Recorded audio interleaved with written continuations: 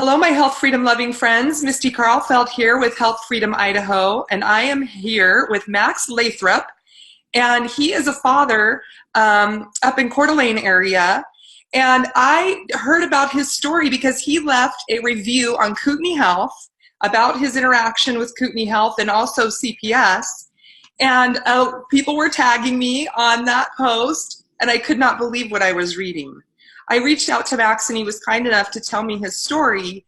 And I thought for sure we needed to get this out to the citizens of Idaho so they understand, so that you all understand what is happening in the hospitals here in Idaho, not just in Kootenai County or at Kootenai Health, but also the rest of the hospitals in Idaho. What is going on that they feel that they can call CPS if you choose not to do some kind of a medical procedure, or if you want to go home? And so then they use the sword of a branch of government to make you comply. So anyway, Kootenai Health, on top of all that, just so you know, Kootenai Health was the one that instigated baby Elijah being taken from his mom. This report was a couple of different things. Dad continued to allow baby to sleep on his chest. Even though the nurses, the medical staff had told him not to. That was one reason. Another reason was that Dad had refused the hepatitis B vaccine. And so on the police report, it said that it led the police officer to believe that they would not follow up on other medical treatments for baby Elijah, which is kind of crazy since they were at the hospital. So anyway, Max is here to tell his story at Kootenai Health and shine some light onto really some dark acts that are happening there. Max, thank you so much for joining me today. Thanks for having me. So tell me, how did this start? Well, it started Wednesday, the 17th of July. My daughter was staying with, being babysat by my cousin who watches her occasionally. She has a 3-year-old boy and is a stay-at-home mom. So we've chosen to have basically have her babysit when needed versus going to a daycare. So that day she was with my cousin, and I was working, and my wife was home painting the house because we were having a housewarming party soon. We had just moved in, bought a house. And so when we went to pick up our daughter, she apparently ate really well at lunch, but she was starting to feel a little woozy. It sounded like she was complaining about her stomach. And my wife, and I was in the passenger seat of the car. My wife had put her in the car. The second she got her in the car, she just started throwing up, like right away. And of course, it was very alarming. And so we saw that there was some blood in her vomit. It was bright red blood. We're first-time parents. She's 2 years old. We're freaking out. Apparently, it's quite common if there's a violent retching tension in a vomit that they can cut, kind of superficially tear the esophagus. And so it's nothing life-threatening or anything. But as a parent, when you see blood, you freak out. So we immediately took her to urgent care right then and there. In there, she threw up some more, and they said that we needed to get her over to ER over at Kootenai. So we just grabbed her, put her in the car, took her across the street, got her into the ER at Kootenai. Of course, they immediately get her in there. They take blood. I think they got her onto an IV pretty quickly. I mean, it was pretty obvious to us that this was either a GI bug, your standard stomach bug that usually burns through you in 24 hours. I mean, they're not fun, but not typically life-threatening. Or because we weren't with her all day, did she possibly get into a cabinet in the kitchen and get her hands on something poisonous? So that's one of the reasons we took her to the ER. So anyway, so in the ER, we're freaked out. They're running in, they're getting her hooked up. They take blood from her. They get her hooked up to an IV. They ended up taking a urine sample from her via catheter, which was not fun. My wife had to leave the room, and I held her down while they did that, which was pretty bad. They said that was because she's not potty trained. They can't really wait for her to, pee on her own. So they had to just take it manually. So, of course, she's traumatized at this point. This is only the second time in her 2 years of life she's ever been sick. She's been so healthy. And so this was all new to us, taking her in the hospital. So once they got her in there and they're running tests, they did an initial toxology test to see if maybe she had too much Tylenol or something. Of course, that all came back negative. They saw that her white blood cell count was spiked, as well as her liver enzymes, which all seemed to be normal to me as far as an immune response to a bug. And she started developing a fever, low grade. I think it was about 100, 101. So at that point, and she was super lethargic. Like, she didn't even fight when they put the IV in. So we were just like really scared for her. She was pale. She lost all of her color. Her lips were gray. So we're like, okay, we're glad we're here. So fast forward, I mean, we were in ER, I think, for like 5 hours. So, that all was pretty much the process there. Of course, they asked us a questionnaire as they're admitting her into the ER. Literally, like, I think the third question was, is she immunized? So just being scared parents at the time, of course, we said she wasn't. We told the truth. I'm not sure if that was the right idea now, but they get that all logged in there. And then they decide that they want to admit her to pediatrics at the hospital and keep an IV on her probably overnight. And we were okay with that, because if she's dehydrated and she's unable to self-hydrate, I think that's kind of smart to get her hydrated via IV. My sister had the same thing happen to her son when he was 10 months old. He had a bad stomach bug, and they had to keep him overnight. So that was not unusual feeling at that time. So of course we end up spending the night in the hospital. Nurses coming in every hour to check on her, check her vitals, check her temperature. They started administering. I didn't really like this. They started administering Tylenol suppositories, like, through her butt. So we didn't really like that. But this because she can't take any medicine orally. Of course, they're trying to break the fever that is trying to kill the bug. So instinctually, I was kind of like, usually these things you just let them run their course, let them sleep it off. But I understand. I just kind of let them do their thing. At this point, was it still a low-grade fever? Yeah, she never ever once got above 102. That was the highest her fever ever got. So they're intervening in the body's regular fighting, the immune system response, fighting the virus, fighting the bug, whatever she had going on. So they're intervening and stopping it with Tylenol suppositories. Yes, which she didn't like very much. And so the next morning, they were in all night. So my wife and I didn't get any sleep. We're just exhausted. So the next morning, first thing in the morning, nurses come in, they take more blood. They send in another lab. Luckily, they wanted to get more urine, with the catheter, but they said there was enough urine from the initial sample to send it to labs for bacteria, because now they're checking for a bacterial infection. And then, of course, sending more blood in to check for, they wanted to check for Hep A, because she's unvaccinated. And they brought up the unvaccinated issue several times in our conversations. So then the second day, they still have her on an IV, and they're still giving her Tylenol. At this point, we're, kind of thinking, this seems like it's just kind of going to prolong this thing, because we're not giving her a chance to fight this. Right. So I had to leave and go home and take care of some things, let my dog out because he had been inside all night. And so when I was gone, my wife said that the doctor comes in with like 4 or 5 nurses, because I guess they come in as a group. But my wife felt very intimidated that they had like an army of people come in there. And she goes over the plan for that day. One of the plans for that day was to bring a dietitian in, because my daughter is slender. She's in the 30th percentile. So she's on the lower end of her weight and size. She's very petite, but completely nourished and healthy. But they wanted to bring a dietitian in. My wife called me, freaked out about that, because, I mean, we've read so many horror stories about what happens in these hospitals with kind of the medical tyranny stuff, that at this point we're thinking they're going to be looking for anything that they can to show that we are negligent or neglectful parents. So I come back, and then she leaves, because one of us is staying with her. We will refuse to leave her alone in that place. So my wife and I would have to take breaks leaving the hospital. So when I came back, she left, and then the dietitian came in when I was there. She just asked me a handful of questions about like her typical eating habits and things like that, what we feed her. And then she took a look at her, and she's like, she's small, but she looks well nourished. She looks fine. So keep doing what you're doing, Mom and Dad. And, she was sweet, and that was it. So later that afternoon, we thought we were going to, the doctor said, well, she's not self-hydrating. Of course, she's been on an IV for a day and a half at this point. So her tank's probably pretty full.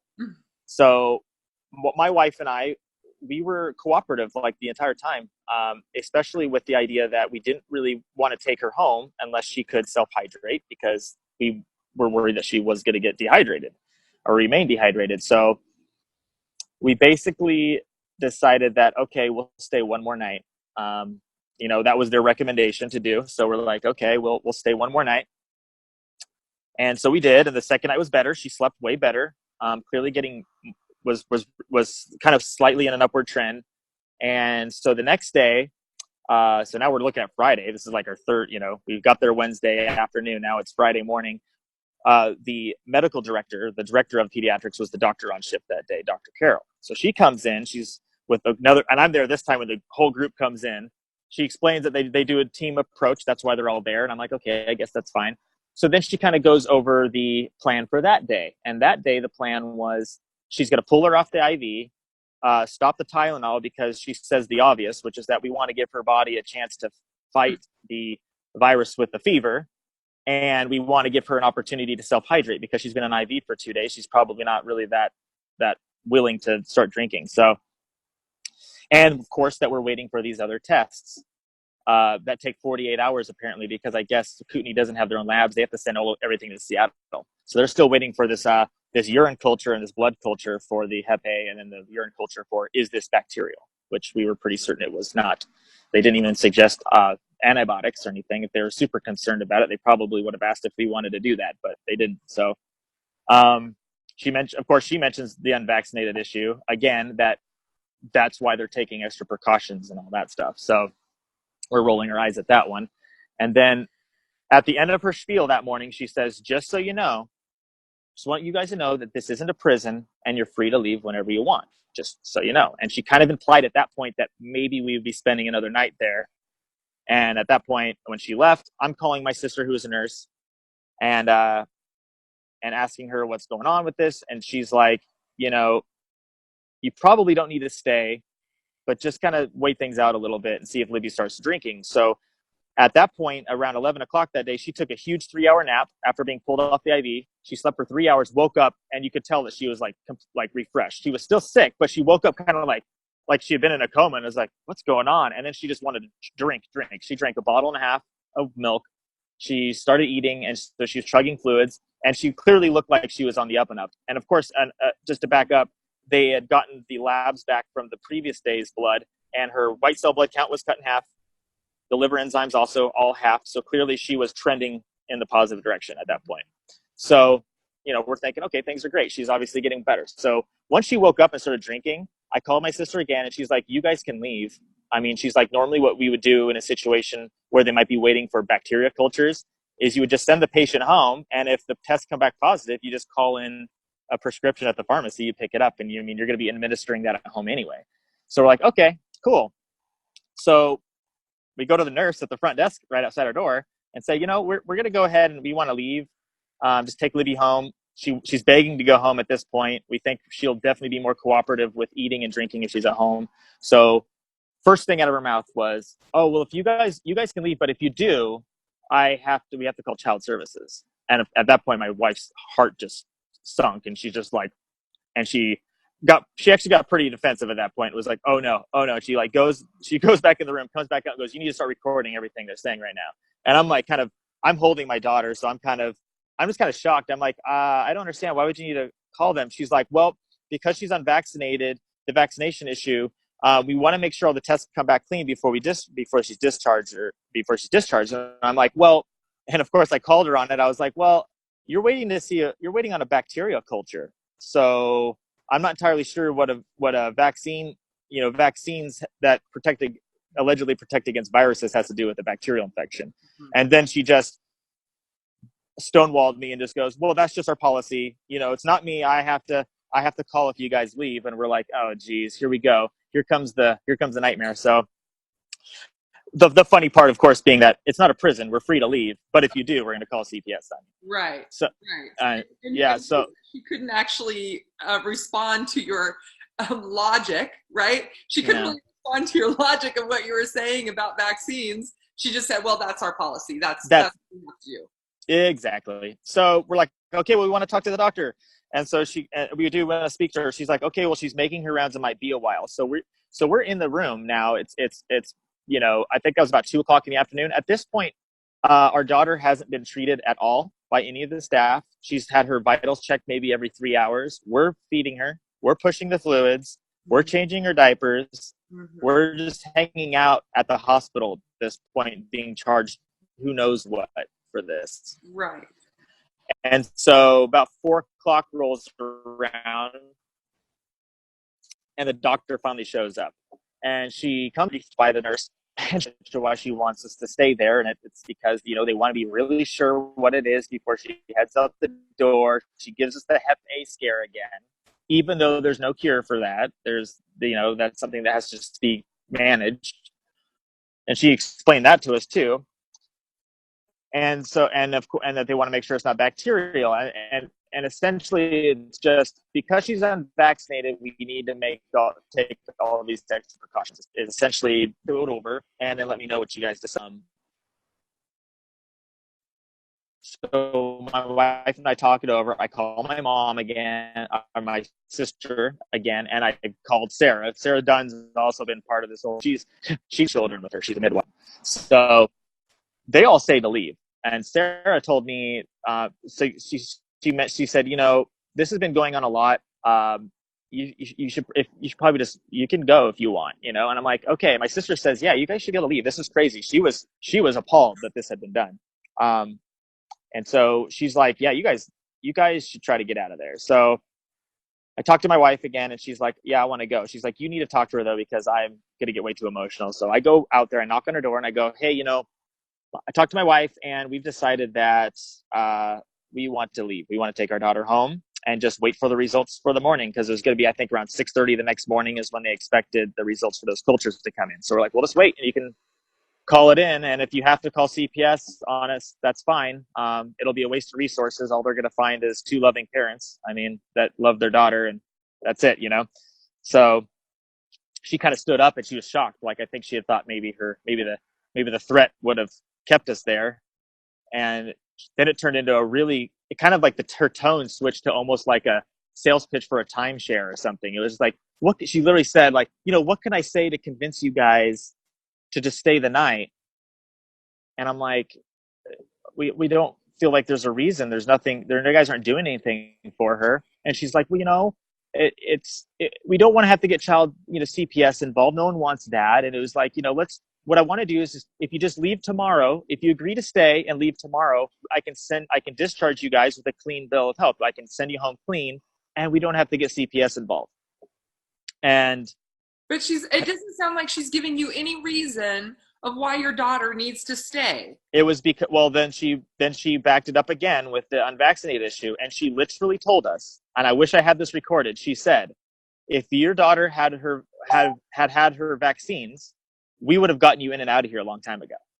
She basically said, like, we would have probably given her an IV that first night and sent you home had she been vaccinated. So she admitted to me straight up that was the reason that they were keeping us there longer, was because of the unvaccinated issue. Now, I've heard horror stories about Kootenai, about them doing similar things to parents who have vaccinated their kids. Mm-hmm. So I'm not necessarily saying that this is 100% targeting of us because we didn't vaccinate, but they certainly use it as an excuse to keep us there. And it sounds like that's kind of the game plan for them, is how can we keep people in here and charge them more money longer, and keep us there longer for money purposes. So at that point, I'm like, it's 5:30 at night. We are exhausted. We hadn't slept really in 2 days. And as long as they weren't going to try to shoot her up with anything, do any more invasive procedures and tests, I'm like, this isn't going to be our hill to die on. Let's just spend the night and leave in the morning so we don't have to deal with the CPS. So I talked to my wife. She agreed. And again, we just spent the night. They didn't do anything to my daughter. It was basically so we spent the night. This time a new doctor comes in. Now, when I said we were going to stay, Dr. Carroll said, well, it's going to be a different doctor tomorrow, but I'll relay our conversation. She'll see the charts, and I'll make sure that she can get you guys out of here. So the next morning, this new doctor comes in and says, oh, I saw the charts. Everything looked good because she's trending in the right direction as far as her blood tests. The Hep A culture came back negative. So did the bacteria, the urine culture. It was all negative. We'll go ahead and discharge you guys. Mm-hmm. But at that time, they had also set up an appointment for us for Monday at a pediatrician that they wanted us to go do a follow-up appointment with. And possibly the idea was that we would do a follow-up appointment and maybe do some follow-up blood work there. And we were already like, you know what, my daughter's had enough. We're not going to have, we're in the hospital 3 days, 2 days later, going back to a doctor's office. I mean, no, we weren't having that. So they set the appointment up for us. Can I ask you if that's Yeah. at Lakeside Pediatrics? Yes, that was at Lakeside Pediatrics. Okay, because I'm hearing that they only refer to Lakeside Pediatrics. So it's almost like they expect you, well, not almost, but they expect you to go to who they refer you to and not your own pediatrician, right? Right. I mean, we had so when they were asking us about our pediatrician care as far as our wellness check, history, we initially, when she was 9 weeks old, did go to Lakeside or Lakewood Pediatrics. So we did go there, and we told them that, but she'd only gone there one time. We went in there. He did an initial exam and then pushed vaccines on us. And it was an interesting circumstance because I told them I demanded to get the inserts from the vaccines. He handed me the little family friendly printout, and I'm like, no, I want the stuff that comes in the box. Yeah. And then we'll decide. Yeah. Of course I took, and this is another story, but I did take those home and I went through them, read through the side effects, looked at the statistical math on these things, and was like, nope, not doing it. Because one of them, I think it may have been the DTaP vaccine, of our city of Coeur d'Alene, if everyone in Coeur d'Alene got that vaccine, 17 of us would be completely brain dead. And I'm like, yeah, I'm not going to take that chance. It's not worth it. So we never went back to that pediatrician. My sister informed me that these wellness checks are simply, they weigh and measure them and put that data in a computer so they can see how they're tracking, and then they push vaccines. Like that's it. I mean, it's something that you could honestly probably just do on your own. You could weigh them, measure them, and graph it if you really wanted to. But well, I just wondered, why am I going to take my well baby to a place where sick people are? Exactly. Yeah. No, but who goes? You don't go to the doctor when you're well. As an adult, it's just, that seems like common sense to an adult, but for children, apparently you're supposed to just like keep sending them in so that you can get harassed about vaccines because, maybe the third, fourth, fifth, or sixth time you'll finally give in, right. So, so anyway, so they had made an appointment for us. So when we got home, my wife, I think on Monday, did call in and canceled that appointment. And we decided at that point, she canceled because we decided that because of our medical beliefs, it was probably wise for us to take the extra precaution to establish care with a family doctor. We didn't want a pediatrician. We wanted a family doctor that at least was somewhere in line with our medical beliefs so that we could kind of establish that track of that medical history for her, so that, if this ever got to the point of, say, CPS or something, there wouldn't be the red flag of no vaccinations and then their red flag of no wellness visits, which to them just screams abusive parent. We got to take their kid. Mm-hmm. So that's what our plan was. Fast forward to Wednesday, that following week, and my wife's calling me hysterical from the grocery store because she's getting calls from CPS saying that they're coming to our house.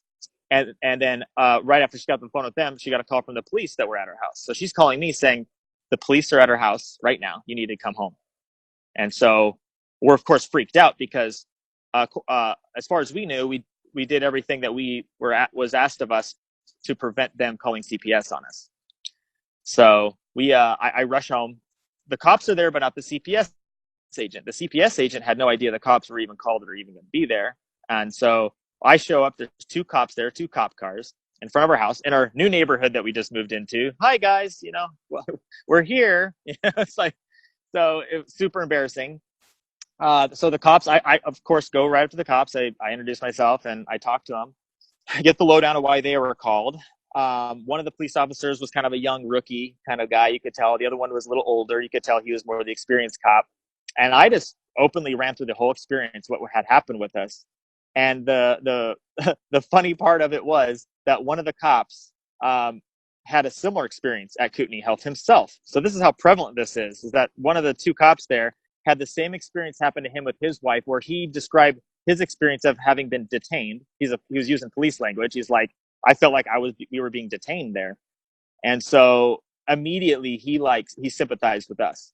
The other cop wanted to go search our house. He's like, well, we're going to need to come in and see if she's got enough to eat and all this stuff. And the other cop's like, hold your horses, buddy. No, we don't need to go in your house. We just need to see your daughter Liberty and make sure that she's okay. My sister, my wife, had just picked her up from her babysitter, like ran over there, got her, and brought her over to the house. So they saw her. Of course, she runs up, daddy, daddy, daddy, and is super happy to see me, and is like, the little bright shining baby that she is. And she was completely healthy and fine. And the cop looks her over and is like, obviously she's fine. We're out of here. And he didn't even wait for the CPS agent to show up.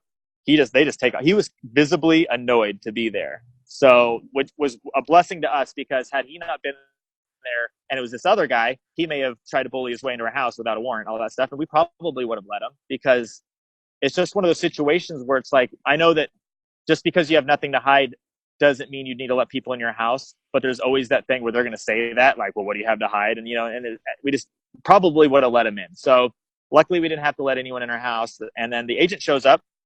She comes in. We let her in, of course, without a warrant, because we don't know our rights and they don't tell us. And she just sat there and asked us a handful of questions. And by the end, she said, everything seems fine, guys. This is not a big deal. You shouldn't be worried. My wife asked straight up, should we be getting a lawyer? And she's like, no, you don't need to get a lawyer. But I would like for you to just update me when you do make an appointment with a physician, and let me know where and when that is. And I think at that point we can close, the case will be closed or whatever. She actually made an implication that there wasn't even a case open yet, but I'm assuming that if they're showing up at your house, they're opening a case, but I don't know how all that stuff works. So we later found out too, because we had to do some digging, and Sarah helped us do some digging because she talked to the CPS agent for a while on the phone. The reason there was a police escort there was because Kootenai, when they sent in when they reported us at a high level, like a high level threat call. So basically the implication that we could be combative or violent. So they needed to bring a police escort. So this is because you didn't show up. You canceled the appointment with the pediatrician. Yes, that's it. So you must be combative and dangerous. Yes, and when I went to the hospital and acquired my daughter's medical records so I could see all the doctor's notes, some of the language in there was a little disturbing, where it's just like parents refused test. It was like, the language they used was as if we were like these irrational combative parents, you know what I mean? And it was just like, no, when they came in and woke my daughter up out of a dead sleep at 6 a.m. trying to take her blood without any bedside manner. Yeah, my wife said, no, you guys need to leave, because it was ridiculous. She was hysterical and screaming. And it was just like, come on, guys. Like, I mean, they literally just came in there in the dark and like turned the lights on and like, all right, we're going to take your blood now. And so that was the circumstance that they were describing us as being like, refusing to, the whole thing is about us refusing to let them take care of our kid or take care of our daughter. It's like, we're not, a lot of the stuff they were doing was normal, but then there's the things where we're just like, no, you don't need to take more blood from our daughter right now.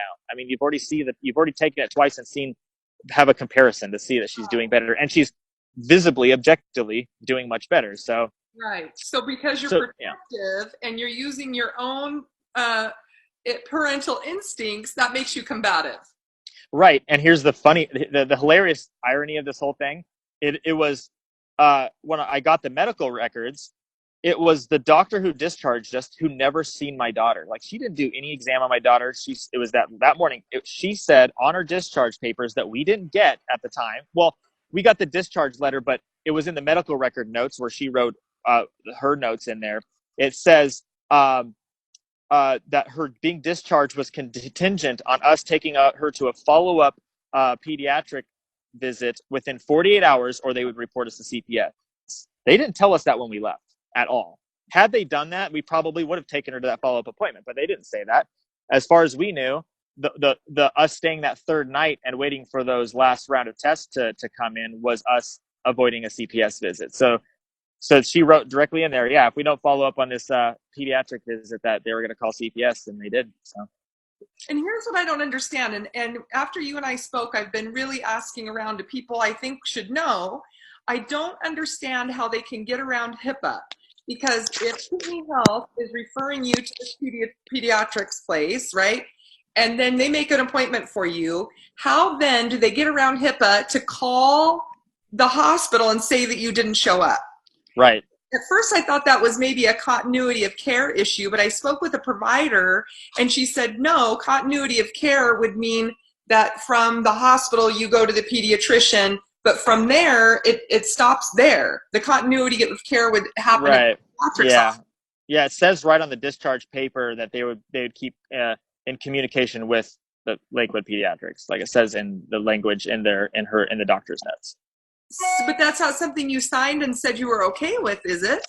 I don't think so. My wife is the one that signed the paperwork. All we had was I'm a little annoyed. I think she threw away what they gave us at the end, the discharge papers, and may have had that language on there. Okay. I don't know. We tried to find it. She was at that point. She was so razzled. She's like, "I'm just done with this," and got rid of everything. So Yeah. unfortunately, we tried to dig that stuff up, and Okay. all we could find was the admission policy paperwork that I showed you. So. Okay, so I guess that'll be a question I'll look into next. And this is my concern with these stories is that parents are going to be more and more afraid to go seek hospital care for their children.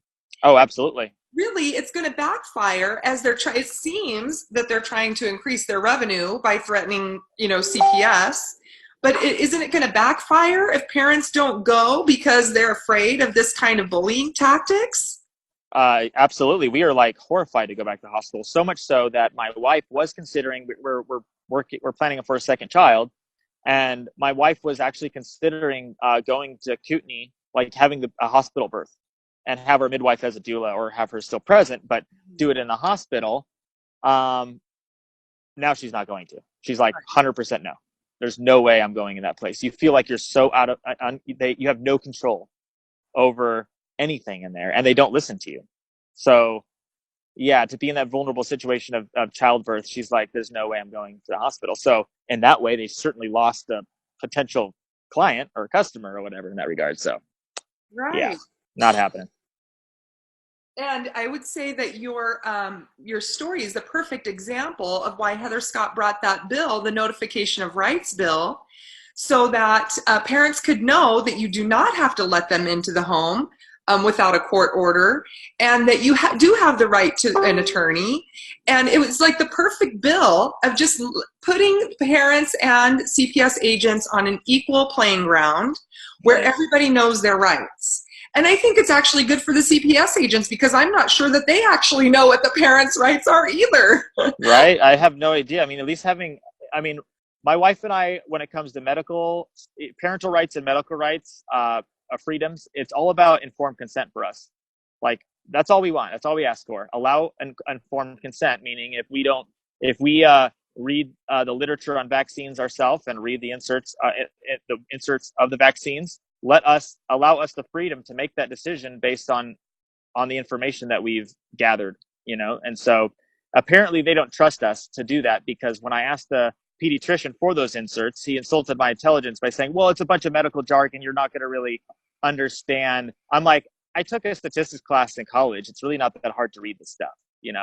It's not, they think that they're gods. I think, the medical priesthood. So. Right. Yeah. She made I a don't really know. good point about her saying, it's not like you're in prison, and yet you feel exactly like you're in prison. So it's interesting language that she used, I think. Right. Yeah, it was very interesting because you're telling me that I have the freedom to leave if I wish, and that this isn't a prison, but then you are using the threat of taking away the most precious thing to me, my child. That sounds more like a gun to the head. So. Right. That's exactly right. And then you mentioned too that your wife asked, do we need to get an attorney? And I've heard parents ask that time and again. And I'll tell you right now, I've never, ever, ever heard them say yes. Never. Well, right. I'm sure that, of course, she was like shocked. She's like, oh, of course not. Don't do that, please. So, do you have any like any specific questions? That's kind of the rundown of the story. As I remember it. I mean, that's why I wrote that review. Initially, I wrote that review as just in a Google Doc so that I could remember everything while it was fresh in my head.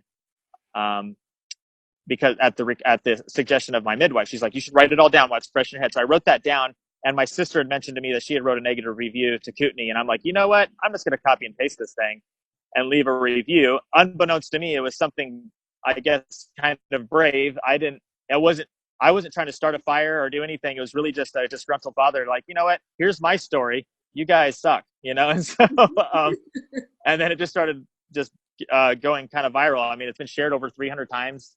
There's over 1,000 comments, I think, now. So it's definitely making enough waves to where the patient advocate at Kootenai called me.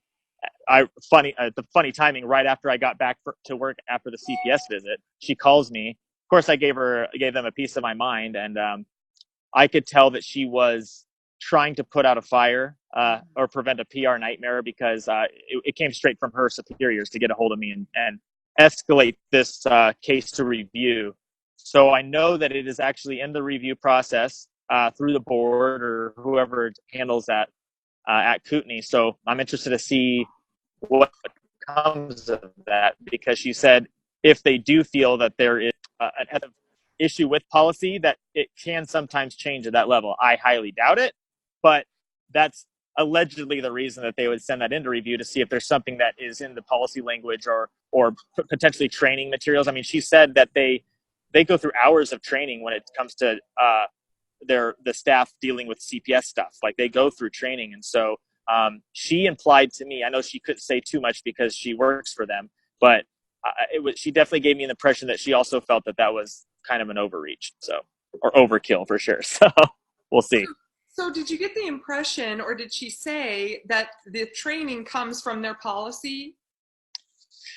Yeah, I mean, they have training materials apparently that and training courses, I'm sure. I don't know if they're video form or if they're in a pamphlet or a booklet form, but they do have training materials and for these circumstances. And something about something. So they have to report stuff. So if they feel like there's a threat, like everyone has to, if they feel like there's a concern that they have to report. So yeah, that is a problem in Idaho, that by law we are all mandatory reporters. Right. So it puts it on, your neighbor, your friend, anybody to report if they think in their view that there's any kind of neglect or abuse. And that's really pretty crazy, because I even had a friend that called me, and it was just in a different state, but kind of the same law where everybody's a mandatory reporter. And she was at the hospital with her child throwing a fit. And the other person at the store thought that maybe this was medical neglect because she knew a kid that had some kind of an ear infection, and that's why that person was throwing a fit. So you must be medically neglecting your daughter, and she probably has the same ear problem and you're not handling it. So I'm going to call CPS. What? That is insane. That's insane. And the idea that that CPS is being used so willy-nilly on people. I mean, it's such a huge deal that, I thought CPS was for to protect children who were very blatantly and obviously being physically, sexually, emotionally, or abused or neglected to the point of starvation and things like that. I mean, my wife's a full-time teacher here in Coeur d'Alene for 8 years. I'm a videographer. We're known in our community. Like, I mean, we are friends with many business owners and a lot of people here. So it was very weird that this happened to us. Like, because we've read horror stories for years and years and years, and we're just thinking, we were preparing ourselves emotionally and mentally for it. But I think you kind of start to think maybe this can't happen to you, and that these stories way out there in the ether, and so for it to happen, the first time we ever took our daughter to the hospital was very alarming, and it got real really fast. And even though we're informed, it still terrified us. I mean, so I can't imagine how a less informed parent might feel in these situations where they just feel like they have a gun to their head and they're being forced to do things that they don't want to do, and they just feel powerless. So yeah, it was terrifying. It really is about being an informed parent and knowing your rights, because you cannot defend rights that you don't know that you have. Right. So, and one other point I'm thinking as you're telling the story is that they're now charging your insurance for, I mean, at first I thought it was just for one more night, but now it sounds like they kept you a couple more nights because your child wasn't vaccinated. 3 nights. Yeah, so they're charging your insurance all this extra money. I'm sure you have some kind of a copay. So you're paying extra money to stay at hospital nights that you don't, or your child didn't need. Yeah, that third night they did absolutely nothing. So that third night, bare minimum, we are going to be contesting that third night, that third day with our insurance company and filing a claim with that, so that we don't get charged with that. I mean, we haven't got the bill yet. I have no idea what it's going to be. I'm definitely concerned about that, obviously, but you know, at the end of the day, she had one of those nasty little 24-hour stomach bugs, and got and was dehydrated and got dehydrated from that, which is typical. So to think that we had all this fiasco happen over something that it was relatively minor, and ironically something that there are no vaccines that can protect you from a gastrointestinal bug. They don't exist. Right. So it makes no sense to us. I mean, I understand that they feel like they're trying to do what's best for the kids and try to help out. I don't think that the majority of medical professionals go into the profession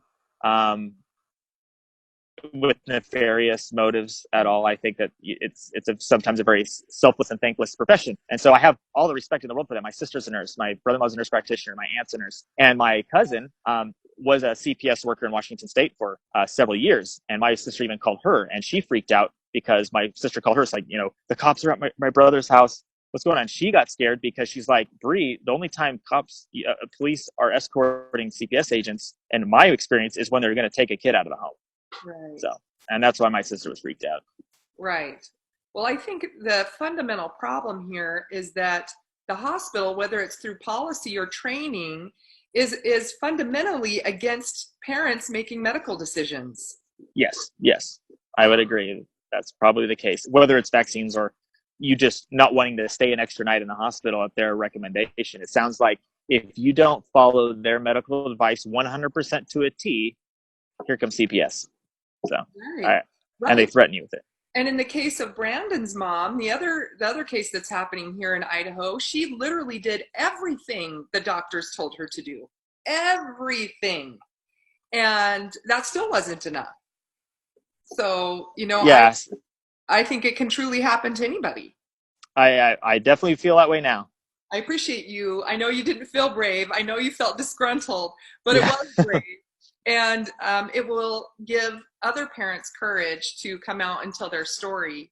And hopefully, like you said, hopefully we can affect change in their policy or in their training, wherever that fundamental issue of parents making medical decisions and them not agreeing with that, them thinking that they're the God Almighty to make medical decisions for your children. Hopefully we can affect change in that mindset, whether it's training or policy. I hope so, because when I looked at that nurse's eyes that told us she was going to need to call CPS, I could tell she wasn't happy about telling me that. I don't think they like having to tell, parents that by any means, so it would be nice to see some medical professionals, at Kootenai kind of speak out. I know that would be putting their job on the line, so I don't expect anyone to do that, but I feel like sometimes that might be what it's going to take is to get some change from within, is to have some people on the inside speak out against it. But I'm not going to hold my breath on that. Well, I agree with you. And at some point, people are going to be brave enough to say, I'm not going to participate in that.